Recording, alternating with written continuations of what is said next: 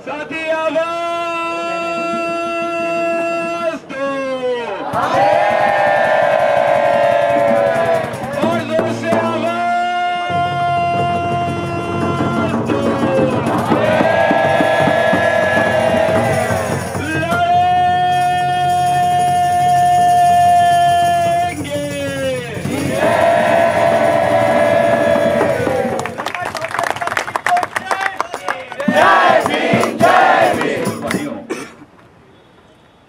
Scholarship की लड़ाई में समझता हूं कि कॉलेज छोड़ने के बाद भी दोबारा शुरुआत हो चुकी है, ऐसा मैं मान के चलता हूं। पहले भी हुई और आज भी है कि विद्यार्थियों को जो सहूलियतें मिलती है उसको किस तरह से बंद करें, विद्यार्थियों को उससे जो है निकाल कर अपने पैरों पर खड़े करे, ऐसी परिस्थिति है। एक सैद्धांतिक बदलाव यहां पर आ रहा है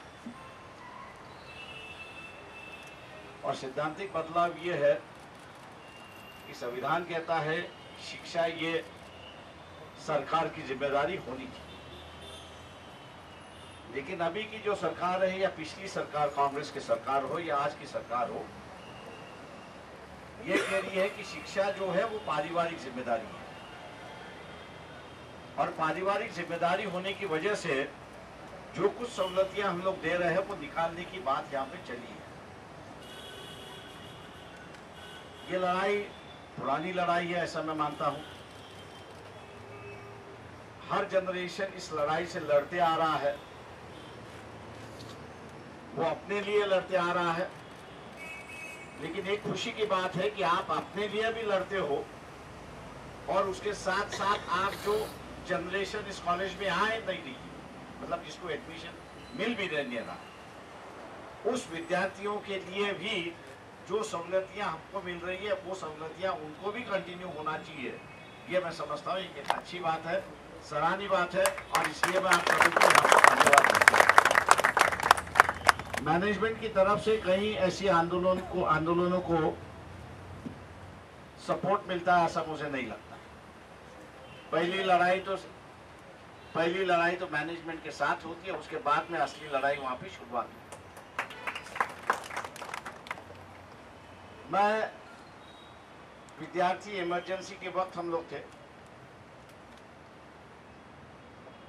तो इमरजेंसी में लड़ाई करना ये बहुत बड़ी मुश्किल की बात उस वक्त होती थी, लेकिन फिर भी जो विद्यार्थी हम लोग के साथ में थे या विद्यार्थी लीडर्स हम लोग के साथ में थे, इमरजेंसी है या नहीं है इसकी कभी परवाह नहीं। लड़ना है मतलब लड़ना है, सरकार को अगर पकड़ना है तो पकड़ ले, क्योंकि उस वक्त एटीकेटी का सबसे बड़ा सवाल था। 72 के पहले ये जो आप पोस्ट ग्रेजुएशन एजुकेशन में 50% की जो लिमिट आई है, उस वक्त ये लिमिट नहीं थी, तो कई इशू थे कि जिस पर ये लड़ाई चल रही थी। मैं आज ये मान के चलता हूं कि ये सिर्फ लड़ाई आपके कैंपस की नहीं है, ये लड़ाई हर विद्यार्थी की लड़ाई है। हर कॉलेज का विद्यार्थी जो है आज भी 3-3 साल से उसको स्कॉलरशिप मिली थी। आपका बजट डायरेक्ट होने की वजह से कुछ पैसा आपके यहां तो भी आता है, लेकिन मोफिसल्स में जितने भी कॉलेजेस हैं, उन मोफिसल कॉलेजेस में आज भी मेरे ख्याल से ना स्कॉलरशिप आई है ना फ्रीशिप आई है। कई बच्चे जो है वो स्कूल छोड़ने के चक्कर में लगे हुए हैं कि जिस तरह से आपको मैनेजमेंट ने कहा है कि तुरंत पैसे भर दो, वहां पैसे भरा नहीं है तो गेट के बाहर खड़े कर देते हैं और कई लोग मेरे ख्याल से कॉलेज और स्कूल कॉलेज जो है वो छोड़ के निकल चुके, ऐसी एक परिस्थिति है। तो ये बड़ी लड़ाई है रास्ते की लड़ाई है, मैनेजमेंट के साथ की लड़ाई है, वैसे ही सरकार के साथ में भी लड़ाई है। ये बात आप लोगों की सही है कि सरकार ने यहाँ पर तय करना चाहिए कि शिक्षा पर टोटल बजट का खर्च कितना। महाराष्ट्र की सरकार जो है वो स्कॉलरशिप में एक पैसा ऐड नहीं करती। केंद्र सरकार से जितनी स्कॉलरशिप आती है उतनी ही स्कॉलरशिप विद्यार्थियों को देती है। हालांकि स्कीम ऐसी है कि जितनी स्कॉलरशिप केंद्र से आती है उतनी ही एडिशन राज्य सरकार की होना चाहिए, मतलब दुगनी वहां पर मिलना चाहिए। लेकिन कुछ राज्यों में है, कुछ राज्यों में नहीं है, ऐसी एक परिस्थिति है। उसके लिए वहां के विद्यार्थी भी लड़ते थे, हम लोग भी उसके लिए लड़ते थे, लेकिन हम लोग नाकाम रहे वहां पर, क्योंकि सरकार सुनने के लिए उस वक्त तैयार थी। आज मैं समझता हूं कि सरकार उसके आगे गई है कि अपना हिस्सा तो देने के लिए तैयार नहीं है, लेकिन एक जो नया जीआर यहां पर निकाला है, एक 8 या 10 दिन पहले महाराष्ट्र गवर्नमेंट की तरफ से एक जीआर निकला है। उन्होंने कहा कि ओबीसी को अगर स्कॉलरशिप मिलती है तो सिर्फ 30% मिलेगी, बाकी का क्या होगा उसके उन्होंने कुछ कहा। दूसरी जो फैसिलिटीज मिलती थी उस पर उन्होंने चुप्पी डाली है। सरकार से हम लोग पूछते हैं कि भैया पुराने जीआर में और कुछ था, उसके बारे में क्या? बोले नए जीआर में अगर उसका उल्लेख नहीं है तो वो भी आपको नहीं मिल सकता। तो ये जो लड़ाई मैंने कहा कि हर कॉलेज के विद्यार्थी की लड़ाई, और हर कॉलेज के विद्यार्थी की लड़ाई होने से हम लोग ने यह तय किया है कि पहले जितने भी डिस्ट्रिक्ट समाज कल्याण विभाग है और वहां के कलेक्टर्स है, उन पे जो है हम लोग उनके यहाँ जुलूस निकालेंगे, उनसे मिलेंगे और अपनी मांगे वहां पर।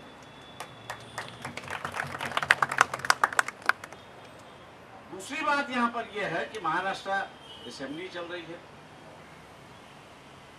प्रावधान हो चुका है, लेकिन सरकार दे नहीं रही है, डाइवर्शन बाद में करेगी।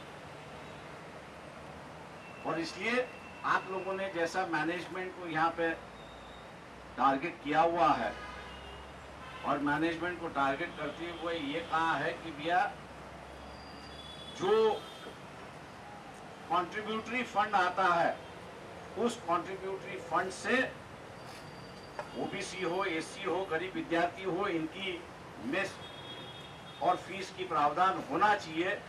उसी तरह से राज्य सरकार, केंद्र सरकार को भी हम लोग को ये टारगेट करना होगा, या जितना प्रावधान किया है उतना पहले रिलीज तो कर दो। ये एक बड़ी लड़ाई है, क्योंकि आज की जो वर्तमान सरकार है, चाहे वो केंद्र में हो, राज्य में हो, जो इंस्टीट्यूशंस इंडिपेंडेंसी डेवलप करती है, उन इंस्टीट्यूशंस को बंद करने की इनकी पूरी साजिश हो चुकी। जितनी भी ह्यूमैनिटीज के सब्जेक्ट चल रहे हैं,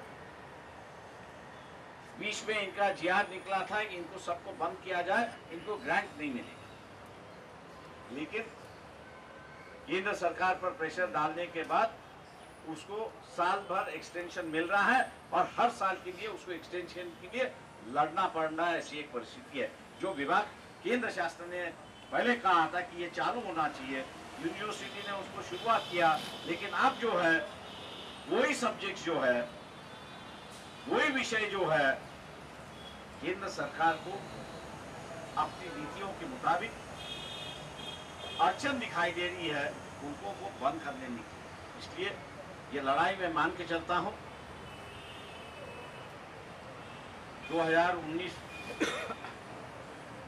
तक हमको ये लड़ाई लड़नी होगी।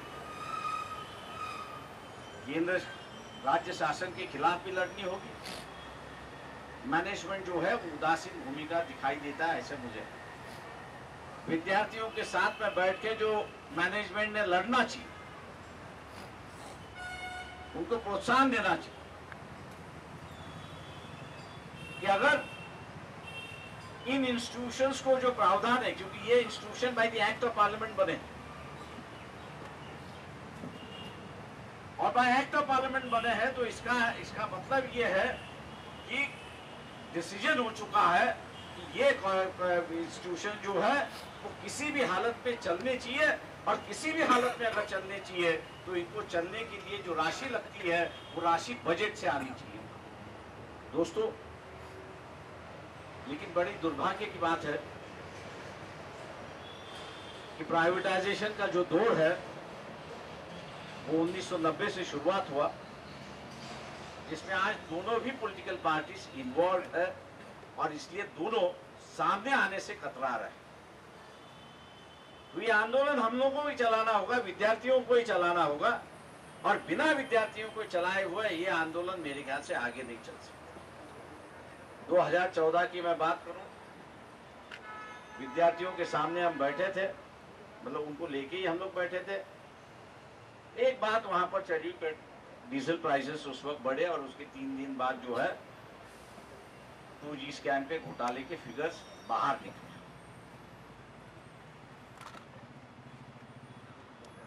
तो विद्यार्थियों में बैठ के हम लोग ने एक जो चर्चा शुरुआत की, मैंने कहा ये जो पेट्रोल प्राइसेस अगर नहीं बढ़ते तो शायद मेरे ख्याल से आपकी जो एंजॉयमेंट की भूमिका थी या एंजॉयमेंट की जो संकल्पना थी उस पर कटौती नहीं लगती। विद्यार्थियों ने पूछा कैसे, मैं कहा तुम्हारा पॉकेट मनी जो है उतना ही होगा।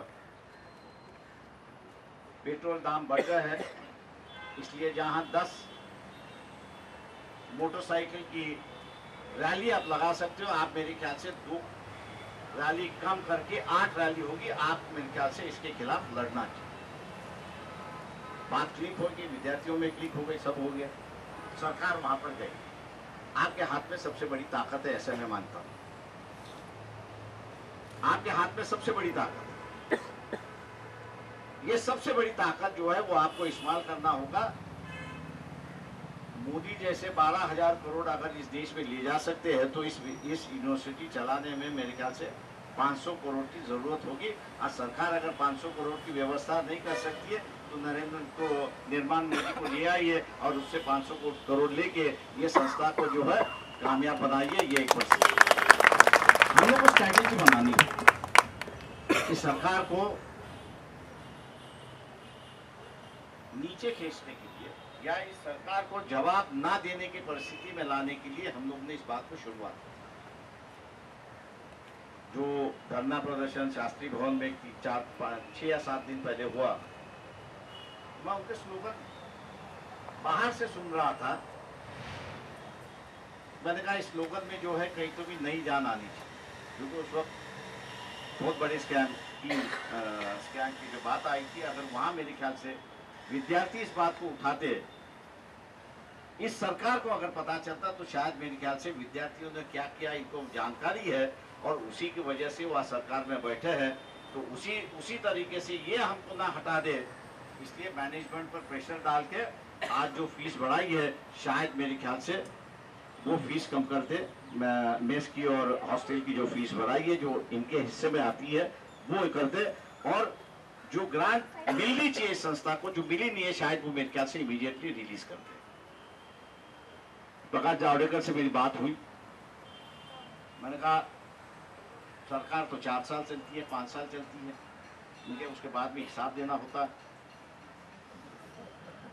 मैंने कहा क्या हिसाब दो? बोले नहीं मेरे पास कोई आया ही नहीं है। मैंने कहा गलत है, मैं इंस्टीट्यूशन के फंक्शनिंग के बारे में थोड़ा बहुत जानता हूं। मैंने कहा इसलिए आपके पास प्रपोजल आया। बोले नहीं मैंने देखा नहीं होगा। मैंने कहा देखा नहीं है तो आप देख लीजिए। प्रेशर डालने की जरूरत है ऐसा मैं मानता हूं, और ये सरकार जो है क्रैक हो सकती है और इंस्टीट्यूशन भी यहां पर क्रैक हो सकती है, और इसलिए हम लोग आपके साथ में हैं। विधानसभा पर जब जुलूस होगा तो उसमें आप भारी ताकत में वहां पे सहयोग देंगे, और महाराष्ट्र सरकार का जो है शेयर जो है स्कॉलरशिप के माध्यम से, फ्रीशिप के माध्यम से जो है वो मिलना चाहिए, ये मैं आपसे कहता हूं। लेकिन एक सलाह आपको भी देता हूं कि मैनेजमेंट के साथ में बैठ के जो आप अगली विद्यार्थियों की बात कर रहे हो, मैनेजमेंट के साथ में बैठ के आप ये भी फैसला कर लीजिए कि प्रोजेक्ट के माध्यम से जो प्रॉफिट आता है उसमें से सब्सिडाइज एजुकेशन की प्रावधान क्या होगा, इसका भी आप मैनेजमेंट के साथ में बात करेंगे। तो शायद मेरे ख्याल से आगे आने वाले विद्यार्थियों को आपकी तरह आंदोलन ना करना होगा। इन्हीं लफ्जों के साथ मैं आपसे रजा लेता हूँ। जय हिंद।